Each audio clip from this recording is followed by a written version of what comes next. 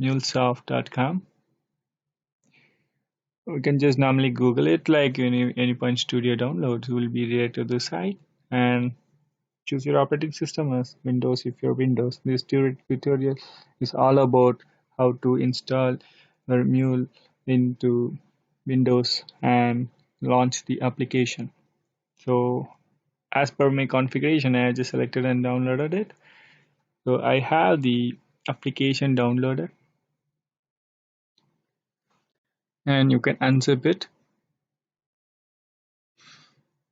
So when you try to launch, once you unzip the application, when you try to launch it, it will ask for your workspace.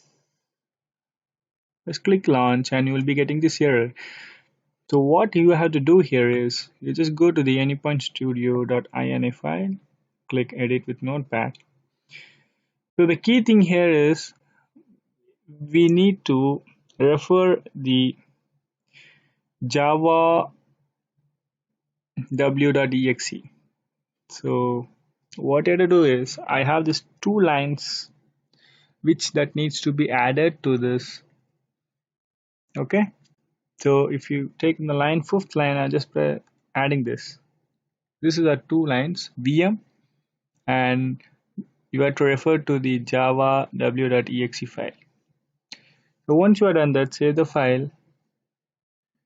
Now try relaunching this Anypoint Studio. Click launch and it should open.